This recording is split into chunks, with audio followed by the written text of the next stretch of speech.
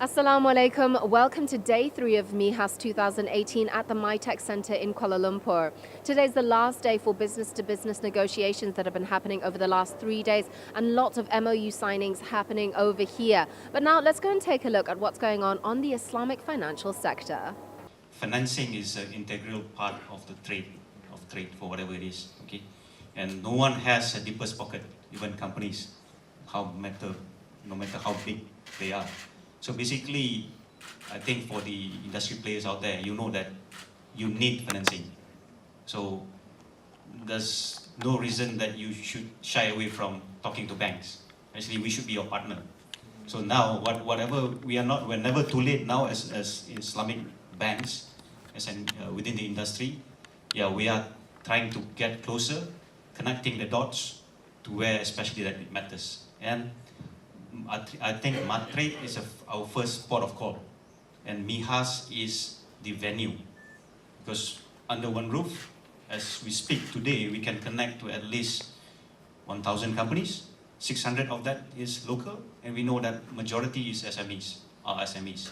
So this is a good starting point, and I'm glad that as members of IBEAM, you are part of it. Okay, that's number one. Let's connect the dot. Let's connect the dot even more. And of course, number two, you're talking about the depth of products. I think I've mentioned, at least from a point of view, as a banker from IBEAM and even from RHB, the array of product that Islamic banks has in terms of trade is as good, if not better, okay, with the conventional. So whatever it is, all else and thirdly, all else equals in terms of pricing and everything. There's another thing that Islamic trade finance bring to you. As Muslim, it checks beyond the life, beyond our life now. Okay, that's for Muslim.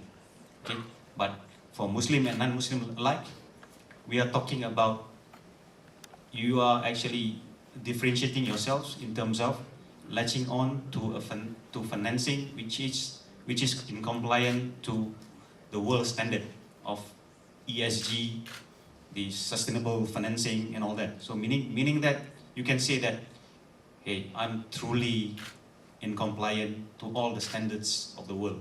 So meaning that, okay, you are one step ahead of your competition. So that's as much as I would want to comment about this. Assalamu alaikum and good morning. Just to touch on some of the points there, I think in terms of what has actually gone well for Malaysia is firstly in the growth of the global Islamic economy. I think we're leading when it comes to food, we are leading when it comes to halal travel, and Islamic finance, for example. We are in a leadership position, and we need to actually harness all this key positioning into something which is much broader, which is what MIHAS is all about. Yeah? When I went round to the exhibition halls yesterday, I was encouraged by the fact that it's 35 countries, from Taiwan, countries which are non-Muslim majority, and there is recognition there that the halal economy or the halal industry is huge, is significant, and is growing very rapidly. In fact, the figure is twice the global GDP growth when it comes to the growth of the global halal economy. And where I think where banks come in is, how do we actually cooperate, collaborate, work together with the industry players, be it on the regulation side, be it on the government side, be it the exporters and importers. How do we actually assist you to grow beyond what you traditionally is comfortable with? The LC, for example, was mentioned just now. This is where if you are dealing or trading with a stranger, banks typically have big relationships. We call it FI relationships, where we will assure payment for you, or we will assure that when it comes to the transaction itself, the settlement of transactions, that's the role that we play. That's one. Two is, when it comes to introductions in the region, we should be able to do that for the players, the industry players, because banks typically would have relationships out there with other banks in the different countries, right?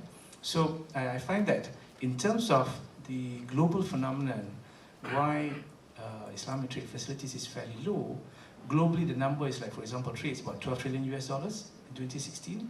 Only about 1.5% is done through Islamic trade facilities. The GCC, for example, the 57 OIC countries, intra-OIC is about 586 billion US dollars. Only about less than a third is being done on Islamic trade facilities. The potential is there. Of course, the players need to actually do more. Yeah. So just to take on some of the points that was raised by Dr. Ahmed just now, we are at Maybank fully aware that ASEAN is the biggest partner trading-wise. So we have actually invested in a footprint. Maybank is represented in all 10 ASEAN countries. We also have 10 other countries which are non-ASEAN. We have branches in China, we have a branch in the UK, for example, and in Bahrain and the GCC. And the intention for that is not financing or banking for the sake of banking alone, but it's also to assist the industry that wants to actually go out there.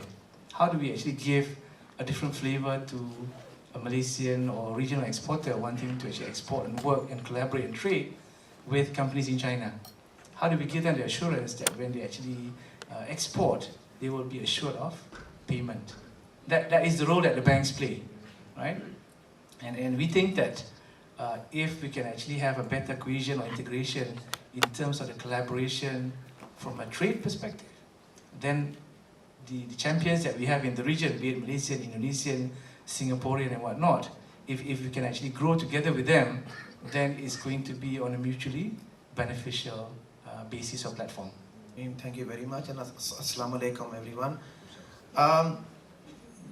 While I was sitting here and listening to my colleagues, respected colleagues over here, I was thinking that we have all the right ingredients in place. If we look at the Muslim Ummah and we look at when Islam emerged from the Arab land, the pride of those people or the main occupation of those people was trade. And that was the main activity. Prophet Muhammad Sallallahu wife Khatija was a trader. So our roots start from the trading activity. When we look at Malaysia positioned as the leaders in Islamic finance. When we look at the halal economy, Malaysia positioned as a leader in halal economy. I'm coming from outside. I've been in Malaysia for 5 months now. And as an industry practitioner, coming from outside, you don't realize, because you are living in Malaysia and you are seeing this thing day in, day out. But if you look at it from outside, then you realize where Malaysia is. It is a role model.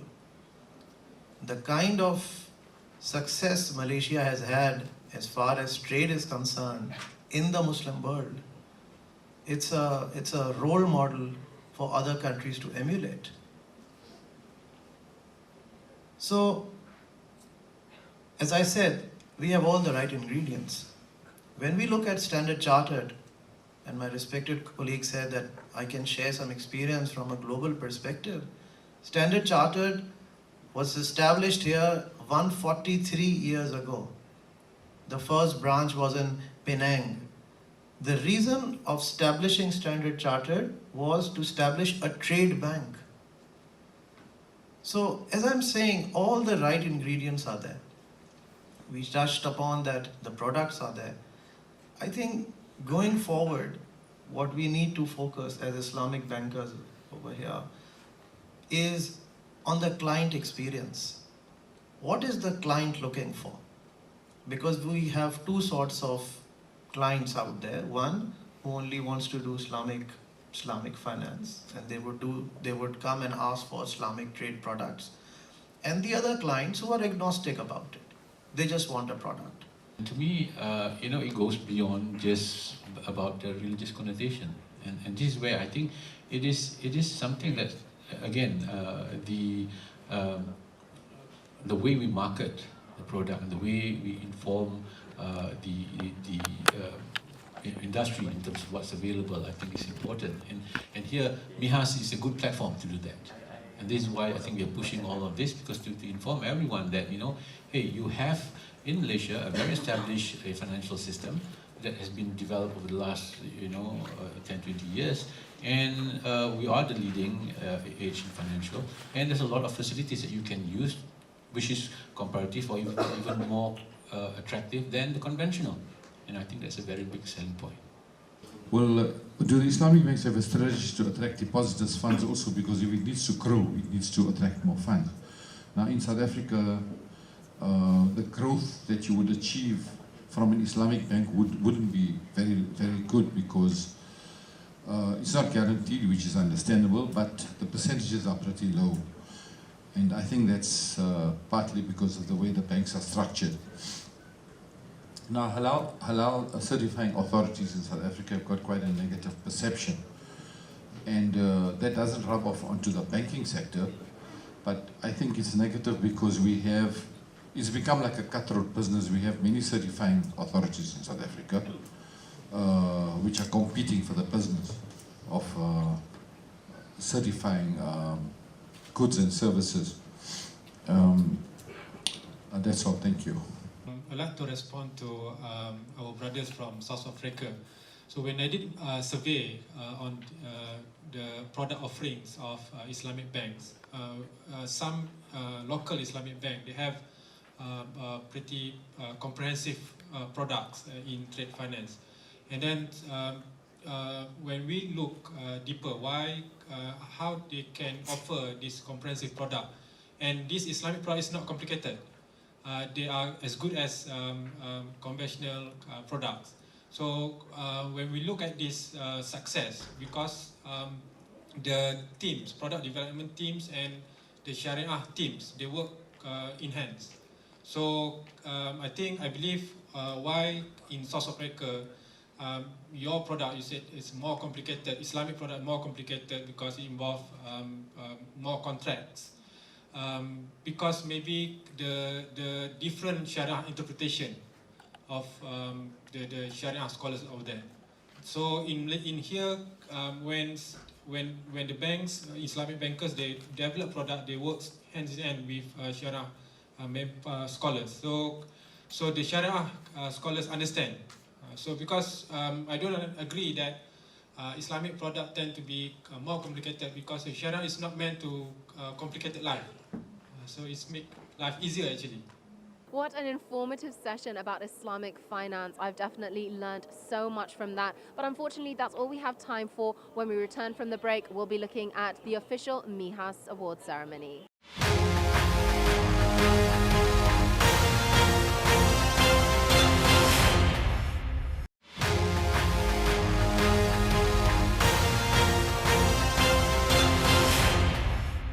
Assalamu alaikum, my name is Saraya Vadilia and I'm here at the iTV booth right now, sitting down with Mr. Rashid Taufi from the Provisional Government of the Western Cape and with Mr. Yao Pepra from Westgrove. Thank you so much for being here with us today. So what are your thoughts on MIHAS so far? Have you had a chance to look around? Wa alaikum salam, Saraya. We've had a brief chance to look around and it's amazing. I mean, it's a fantastic show. As someone coming from Cape Town who's in this industry, it's incredible, the scale and the size and the scope and the global perspective that you see here in terms of the issue of halal. So it's an incredible show and there's a lot to learn for South Africa. Have you had a chance to look around and see what's happening here? Yeah, I've walked around for a couple of hours. It's very impressive, but I just want to give you a quick background. So Westgrove is the provincial and also the city's investment promotion agency. We've been around for about 35 years. We've got 4 mandates from the city of Cape Town and the province. First being tourism, which is both leisure and business tourism. We've got investment promotion, we've got film promotion and trade promotion. Now trade promotion works perfectly in this space in that we take our companies on outward missions, right? And we need to find good spaces or good environments for them to promote their wares. And in the Western Cape being, I suppose, the breadbasket of South Africa in terms of roughly 53% of our exports coming out of the region, it makes sense for us to look for platforms for our companies to show their wares. So this is part of our greater scheme in terms of halal, which Rashid would speak a whole lot more about. But we're trying to figure out or try to understand if this is one of the platforms in which we can bring our companies to exhibit. So this is part of the reason why we were here, is just as part of a fact-finding mission to understand the lie of the land in terms of MIHAS. So do you see a lot of potential growth or a lot of potential business opportunities or projects happening from what's happening here at MIHAS? You know, for agri-processing is a key priority growth area for our part of the world, and we've identified the halal sector as an opportunity to expose South African businesses. We also have an historically previously disadvantaged community like the Bumiputra here, and we think this is a perfect opportunity for SMMEs and larger businesses to be exposed to the sort of export promotion opportunities here. And I think there's a lot of historical connections between South Africa and this part of the world, Malay. I mean, my personal heritage has come from Indonesia as well. And so we're building on those kind of historical connections. And back in the 1990s when Nelson Mandela came here, there's a lot of affinity between our countries. And I just want to be part of the new age, the new era that starts to build some real economic and business ties between South Africa and Malaysia. So do you see the halal business in Cape Town in South Africa growing over the last couple of years? And do you see a lot of potential for something like MIHAS to happen there as well? So if I look at halal on a whole, all research that I've been exposed to shows that it's one of the fastest growing segments in the world at the moment, right? The Muslim population is growing, but in my mind, halal is more than just a religion. I think the word that they use is called tayyib, which is like a healthy and wholesome way of preparing food and food stuff. And halal goes beyond just food. It's like clothing, there's cosmetics, there's a whole lot of opportunity. So our role is to foster economic growth and job creation in the region. And halal seems to be a movement that's getting a lot of traction. Research shows us that the continent of Africa will be amongst the fastest growing in terms of the Islamic population. And for us to position ourselves as the Western Cape as the halal hub for the continent is something that is very promising, right? So we want to come and learn as much as we can. South Africa is not a majority Muslim country, right? And Malaysia is. So they've set the standard, right? But before we came here, my colleague and myself, we went to Thailand because that's a Muslim minority country that's managed to be amongst the top 10 in terms of exporters in halal and halal foods. And we wanted to learn from them in terms of how they got it right. And there's a lot of learnings that we're picking up. And we are on the right path because about 2 years ago, the government gave us some money or gave us the mandate to try and start promoting halal exports. And we've done it for about 2 years now, and it's showing good signs. We had an inward buying mission last year, which is quite small.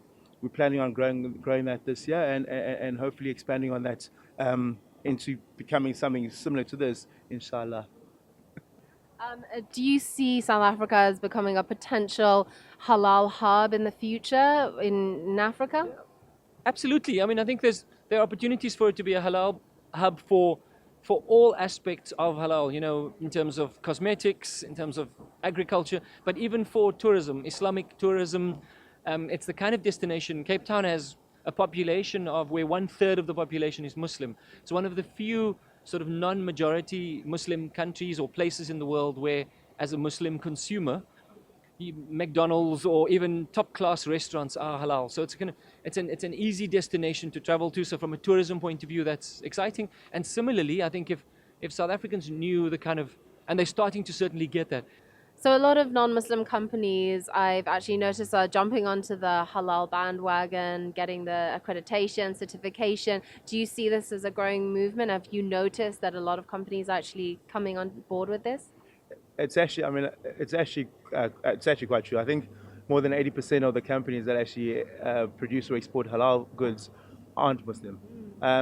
What I found quite interesting was like big companies such as your Nestle's and Coca-Cola's are rushing to, or not rushing, but they're moving towards getting certification to show that their products are pure and meet the standards, which is great to see. Is there anything that surprised you from today's event or the last couple of days, like different products or things that maybe you didn't really expect about the halal industry in general? It's been eye-opening for me. As I mentioned before, I'm not Muslim by religion, but I mean I do know a lot about the religion because a lot of my friends practice the religion. And coming here, I got to understand that in the past, you'd associate halal with Islam, you'd associate kosher with Judaism, but there is more to it than just that, and that's what I've been learning as well. And also, like, as a non-Muslim person, I want to buy halal because I know that the process, if it's certified, has gone. It's pure. It's clean. It's not been tainted with contaminated goods, which has been great. You know, at the opening ceremony of the World Halal Week, we had a representative from the EU and was speaking about how the EU is setting a standard for all its products to have a circular economy approach. So it's a sustainability approach. And she was entirely linking that circular economy approach to what halal does. So halal historically, for centuries, has been a stamp of goodness and of healthy food. And I think that's what I think the world is starting to wake up to and realize is the true sort of essence of what halal is meant to mean. And so I think it's actually been a very good, almost, if you want to call it, an advertisement for Islam. And so that people begin to understand the true sort of virtues of what Islam and halal is meant to be. So I think MIHAS is an amazing platform, and it's certainly, if that's what it set out to do, it's doing a good job of that. So is this your first time here in Malaysia as well? And if it is, or if it isn't, what are your thoughts on Malaysia so far? It's actually quite funny. This is my second time I've been here. I was actually thinking about that just now. I was raised in South Africa. I spent most of my life in South Africa, but I was born in Ghana.